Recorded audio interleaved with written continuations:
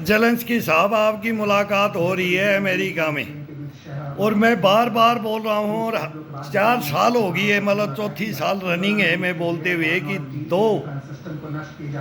दो जोटों की लड़ाई में बोला ना, भोजड़े का सत्यानाश।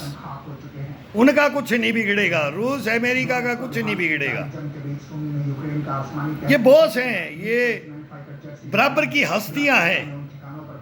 अब रूबियो साहब ने क्या बोल दिया है, आपको क्या बोला है? अब नाटो इधर अड़ गया है तो ये नाटो को अमेरिका छोड़ेगा, इनका नहीं होगा। तो युद्ध तो सीधा डायरेक्ट रूस से होगा। अब ये अड़ गए, जेलेंस्की सिलेंडर नहीं करेगा, जमीन नहीं देगा, नाटो में ना जाने की शर्तें नहीं मानेंगे। क्लियर होता जा रहा है और अब युद्ध होगा नाटो का और रूस का। फिर उधर अमेरिका को बोल दिया रूस ने, तू देख ले चाइना को। वो चाइना हिंदुस्तान में हमारे पास भी आ रहा है। वानकी साहब आज हमारे हैं, चाइना हिंदी चीनी भाई भाई बोल करके हमारे यहाँ आए हुए हैं और अभी मोदी साहब भी जाने वाले हैं। अब ये किस ध्रुवों पे दुनिया जा रही है। अब अमेरिका ने बोल दिया तू नाटो को ले ले और ये जेलेंस्की मानने का नहीं, इसको भी ले ले। ये तो खत्म करवा लिया, यूक्रेन को बर्बाद करवा दिया। ये यूक्रेन क्या था राज, क्या करवा दिया और क्या हो जाएगा। अभी भी नहीं रुका तो क्या हो जाएगा। ये चलेगा, होगा 100% होगा। फिर नाटो में से क्या होगा? पुतिन रुकने वाला नहीं है और इधर अमेरिका रुकने वाला नहीं है, इधर चाइना रुकने वाला नहीं है, इधर हिंदुस्तान भी नहीं रुकने वाला है। हिंदुस्तान भी, अब चाइना हमारे तरफ आ रहा है तो चाइना को भी आज हमारा एस जयशंकर साहब समझा रहे होंगे और मैं बोलूंगा इसके बारे में। अब 2 दिन रहेंगे, वो 2 दिन की यात्रा पे आया है। हिंदी चाइनी भाई भाई बोल करके हमारी पीठ पे छुरा घोंपा था, अब सीधी बात हो जाएगी। देख लिया गलवान में, देख लिया नरेंद्र मोदी को और देखा था हमारे चाचा नेहरू को, देखा था हमारे चाचा नेहरू को भी। लेकिन अब वो चाचा नेहरू नहीं है, अब यहाँ नरेंद्र मोदी है, यहाँ आयरन मैन है। देखा था हमारी आयरन लेडी को, देखा था अमेरिका ने और चाइना ने भी देखा था। और अब हम तो रूस के शुरू से फर्स्ट से हैं। तुम्हारी दुश्मनी दोनों की है, हमारी किसी से नहीं है। हमारा यूरोप से नहीं, नाटो से नहीं, अमेरिका से नहीं, हमारी किसी से, ईरान से नहीं। फिलिस्तीन में फर्स्ट से हम उसको मानते आए, नेतन्याहू को भी मानते आए। वर्ल्ड में किसको नहीं माने हमने? सब अपनी हदों में रहो, खुट्टा मत पाड़ो, कब्जा मत करो, तोड़ो मत। भाई भाइयों को तोड़ते हो, देशों को तोड़ते हो, उनकी जमीनों को, फिर क्या बना देते हो? बंजर भूमि। ये हथियारों के सौदागर हैं, ये मंडियां हैं, ये विश्व की 2 महाशक्तियां हैं। अब तीसरी महाशक्ति आ गई चाइना, तो वो भी बड़ा बना करके बेच रहा है। चौथी फिर हिंदुस्तान भी आ गया, अब आगे 1 नंबर पे जाने की हम सोच रहे, हम बनाने लग गए, हम भी सप्लायर हो गए। ये मैं सैल्यूट मारता हूं हिंदुस्तान में ददीच को, ददीच बोलता हूं, ददीच। नरेंद्र मोदी ददीच, इसकी हड्डियां भी काम में ले लो हिंदुस्तानियों, हड्डियां भी काम में ले लो। तभी तो अब बिहार में भी डंका, जहां इलेक्शन है कि वहां कौन मुख्यमंत्री, कौन बनेगा, क्या नहीं, कोई मतलब नहीं रहा। नरेंद्र मोदी देश को बढ़ाने वाला एक ये नरेंद्र मोदी। हम उनके भी फैन रहे, आयरन लेडी के भी, चाचा नेहरू के भी, लेकिन उनकी भी नहीं चलने दी, वो भी इनके जाल में फंस के रह गए। लेकिन हिंदुस्तान को निकालने वाला कोई नहीं था। अब आगे धीरे धीरे आते रहे, अटल बिहारी वाजपेयी भी आया, नरसिम्हा राव भी आया, एक से एक हीरो आते गए। लेकिन वो दौर चला गया, मनमोहन सिंह आते ही दौर चला गया, खत्म हो गया। पूरे हिंदुस्तान ने लूट लिया, पूरे हिंदुस्तान को लूट लिया इन्होंने। उसके लूटे हुए हम भी बैठे हैं। मर्डर कर दिया इन्होंने, सेनाओं का मर्डर करने लग गए, हथियार लुटाने लग गए, गर्दन कटवाने लग गए, जवाब नहीं देते। ये बम विस्फोट, मारकाट, ये चाहिए इनको, ये चाहिए इनको। इनको विकास से कोई मतलब नहीं। फिर दारू पिलाओ और फिर नोट बांटो, कंबल बांटो, साड़ियाँ बांटो। वो हमने देखते आए हैं, इसका हिंदुस्तान का इतिहास, हर मतपेटियाँ, लूटना, कोई ठप्पा लगा के भर करके एक ही आदमी रख दो, वोट डालने ही मत दो किसी को। और ये क्या क्या था हिंदुस्तान, इसमें ड्यूटियां की हमने, कोई स्टेट नहीं छोड़ा हमने, डिस्ट्रिक्ट नहीं छोड़ी, तहसीलें नहीं छोड़ी हमने हिंदुस्तान में।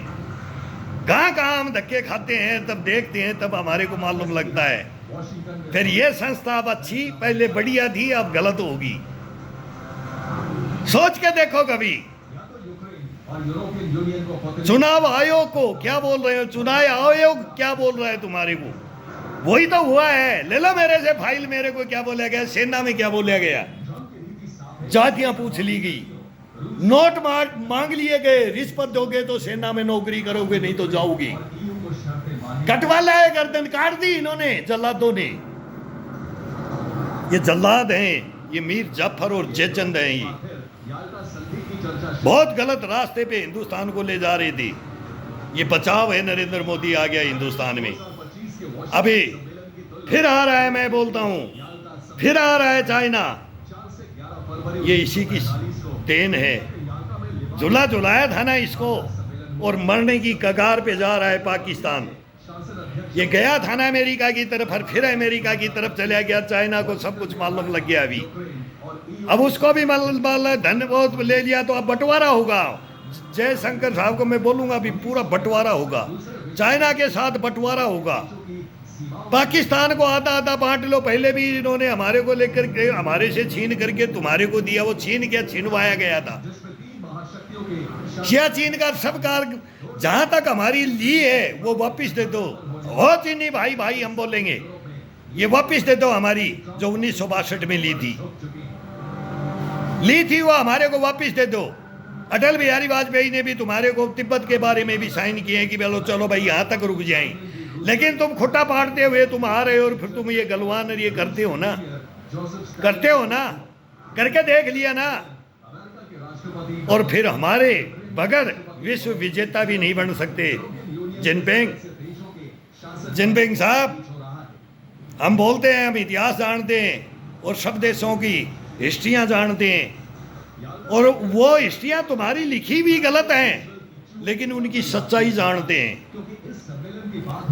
धर्मों को जानते हैं, कर्मों को जानते हैं, उनको हम पहचानते हैं।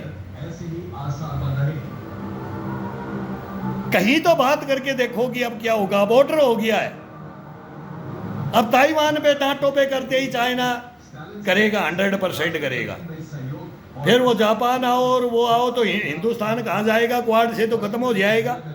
हिंदुस्तान कैसे, ऑस्ट्रेलिया इनका कैसे साथ नहीं देगा, वो आएगी हमारी। तो अब ये मौका है, चाइना को करना ही पड़ेगा, हिंदुस्तान को लेना ही पड़ेगा। ये पहले हमारे नेहरू साहब भी रोते रहे, अगर मिल के ये करेंगे, तू बड़ा भाई हम छोटे भाई। हम इस पाकिस्तान को भी यही बोले, तुम छोटे हम बड़े, तू कमा के खा। अरे देश भी बांट लिया, जातीय धर्मों के आधार पे भी बांट लिया, ये करके ये कहानी। फिर अब आकर के फिर उसके अंदर क्या क्या क्या घोल दिया इसमें, विष, इसको हम विष बोलते हैं।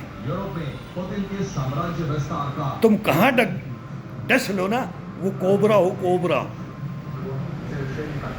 वो धन्वंतरी वैद्य के दसे ना, बोले ये इलाज नहीं कर सकता, हिंदुस्तान इलाज नहीं कर सकता। तुमने ये सोच लिया था पाकिस्तान ने।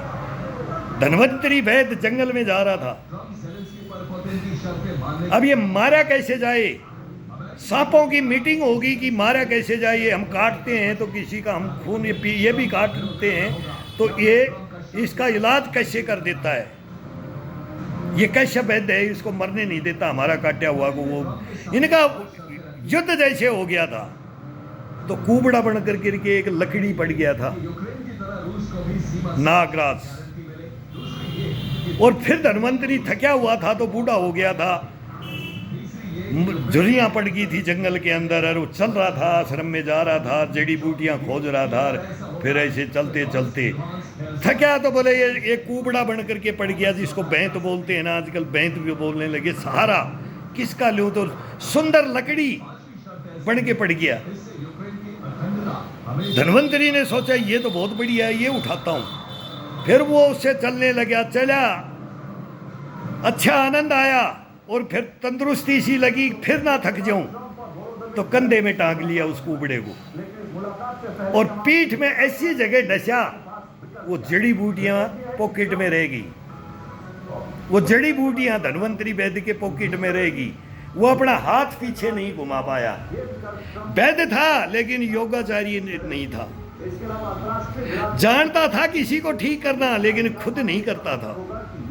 नहीं तो हाथ पहुंचाते थे टिक्की दोनों हाथों से, बहुत बच्चों के पहुंचाते, हम भी पहुंचा देते दोनों हाथों को, ये कैप्चरिंग कर लेते हैं, लेकिन धन्वंतरी शारीरिक नहीं कर पाया। इतना वृद्ध हो गया था लेकिन कर सकता था, लेकिन वो नहीं कर पाया कि वो तो ईश्वर ने, वो तो इंद्रदेव का था, इंद्रदेव की कहानी है।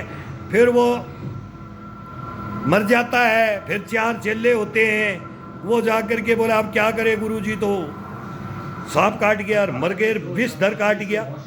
अब ये चारों को मरते मरते धन्वंतरी बोलता है कि तुम एक मटके में मेरी बोटी बोटी कर करके उसको पका करके खा जाओ। 4 और धन्वंतरी पैदा हो जाएंगे इस दुनिया में, 4 वैद्य पैदा हो जाएंगे। अब वो हांडी चढ़ा देते हैं उस नदी के अंदर जा करके, और जब पकने को होता है कि पकेगा जब ही तो कच्चे को खाएं, कि पका के खाना है, हड्डियां अलग कर देना है, मेरे को पका करके पूरे को खा जाना है। अब उसी समय इंद्र बारिश करते हैं, बाढ़ ला देते हैं और वो हांडी को बहा देते हैं। क्या क्या परीक्षाएं, क्या क्या मर्डर हुए हैं, किसके कैसे कैसे मर्डर होते थे। भीष्म पितामह को देखो कैसे मर्डर हुआ था, सैया पे लेट करके मर्डर करवाया जिसको कोई हराने वाला नहीं था। तो ये हारेंगे जिसको हराने वाला नहीं था ना, इनकी कहानियां, इनका घमंड, इनको चूर कर दो। अभी ये मौका है, बहुत जबरदस्त मौका है नरेंद्र मोदी को। एस जयशंकर साहब 1 नंबर है, मोदी भी 1 नंबर है। फिर कोई मिलो, किसी से विदेश मंत्री आए, फिर प्रधानमंत्री मिलो और विदेश मंत्री मिलो, रक्षा मंत्री मिलो, सब मिलो, और व्यापारिक मंडल मिलो, और फिर चाइना को बता दो हिंदी चाइनी भाई भाई, फिर इन बच्चों पे वो करो। नहीं तो हमारे को तुम्हारे दिलों में खोट झूठे पकड़े बेईमान हो। तुम्हारे को नोबेल भी दिया हमने, वो नोबेल कौन सा, सुपर पावर में तुम्हारे को वीटो पावर दे दिया हमने, वो नोबेल था हिंदुस्तान का, वो नोबेल था। नेहरू जी को लेना चाहिए था वो, लेकिन तुमने लिया भी नहीं और हमने दे भी दिया, तुम नोबेल ले भी नहीं पाए। अभी ट्रम्प साहब मांग रहे नोबेल। नोबेल की कहानी भी पता है तुम्हारे को, ये कौन कौन चाहता है नोबेल। महात्मा गांधी को नोबेल नहीं दिया इन्होंने। तो ये चलता है,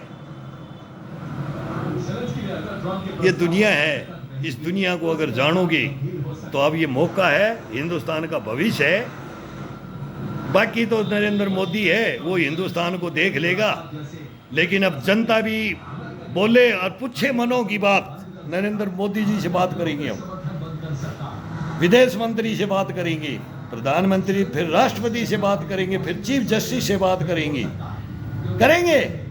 फिर जाकर के हिंदुस्तान में कुछ होगा। जैसे आज मैं सामोद थाने में था तो मेरा बर्ताव क्या हुआ, और मेरी SHO साहब थी उसका बर्ताव क्या हुआ, ये मैं सब बताऊंगा। अभी मेरी फाइलें चल रही हैं, थानों में मेरे साथ क्या हो रहा है, मैं क्या कर रहा हूँ, कोर्टों में मेरे साथ क्या हो रहा है, मैं क्या कर रहा हूँ, मैंने देश के लिए क्या किया और मैं क्या कर रहा था। ये सच्चाइयाँ हैं, इनके साथ लड़ना बहुत खतरनाक है, बहुत खतरनाक है। ये धमकियां दे देंगे, अब दे रहे हैं सरेआम, हिंदुस्तान में धमकियां चल रही हैं अभी। हम आएंगे तो काटेंगे, काट देंगे तुम्हारे को, तुम्हारी बाजुएं काट देंगे, तुम्हारे हाथ काट देंगे, तुम्हारी गर्दन काट देंगे, तुम्हारे पेट में छुरा घोंप देंगे, साथ में लात भी मार देंगे। कमा के खाने वाला नहीं छोड़ेंगे, चाहे तू सेना में हो और चाहे कहीं भी हो। ये राज करेंगे, ये बात करेंगे। ये बुलाएं उन ब्रिगेडियर जनरलों को, मेरे सामने बुलाए, नोएडा बुलाए, हिंदुस्तान बुलाए, राष्ट्रपति, प्रधानमंत्री, चीफ जस्टिस बुलाए।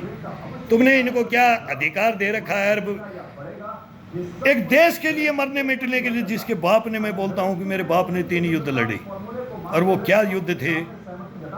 युद्ध लड़ाओ और घर भगा दो, फिर लड़ाओ फिर भगा दो। तुम सेना के हो सेना के। ये मेरे सम्मानीय बैठते हैं सारे, मेजर जनरल बख्शीर, काद्यान, शंकर प्रसाद, सारे बैठते हैं, टोटल दत्ता साहब, ये सब आते हैं और यहाँ बोलते हैं ना, ये हमारे से सुन लो और इनको बता दो, और हिंदुस्तान सुनेगा आपकी, तभी तो मर्द हो ना। सेना के अंदर एक से एक ब्रिगेडियर, एक से एक जनरल हैं, लेकिन एक से एक ब्रिगेडियर और एक से एक जनरल हिंदुस्तान के कातिल हैं। इस धरती माता के खून चूसने वाले हैं ये इसको बेचने वाले हैं, बर्बाद करके छोड़ने वाले हैं।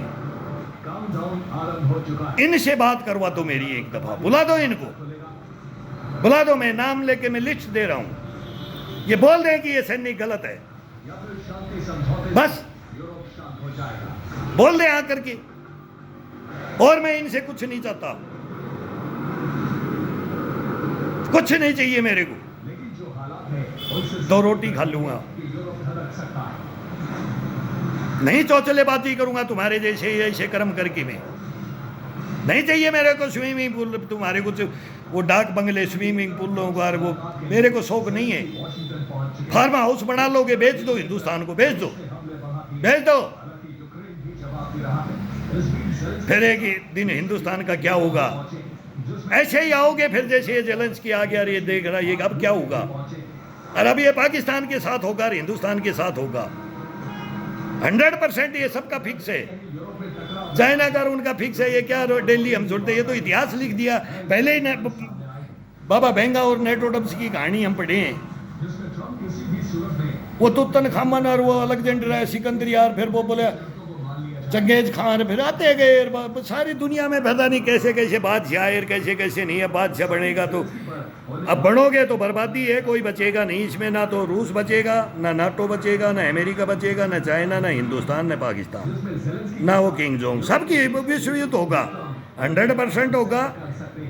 बर्बादियाँ होंगी, मारकाट होगी, गृह युद्ध होंगे, इंसानियत ख़त्म कर देंगे। अब वो उसमें बोले बच्चे मरे, मेलानिया मैडम बोल रही है कि वहाँ बच्चों का हो रहा है, वहाँ बच्चों का, फिर फिलिस्तीन में उसमें नहीं हो रहा। वहाँ हिजबुल्लाह हुती के साथ क्या कर रहा है, उन्होंने भी गलत किया था, तो इधर इन्होंने गलत, इनका ये गलती मानते हैं कि तुमने इनके साथ गलत किया, तो एक की सपोर्ट ले लो।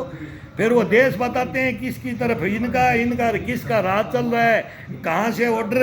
हमारे हिंदुस्तान में भी यही ब्लेम लगते हैं कि नेहरू जी के वो माउंट बैटन और एडवीना के वहाँ से वो साइंस उनके वो ऑर्डर चलते थे, उनके ऊपर बंटवारा, ये जिन्ना के ऊपर बंटवारा।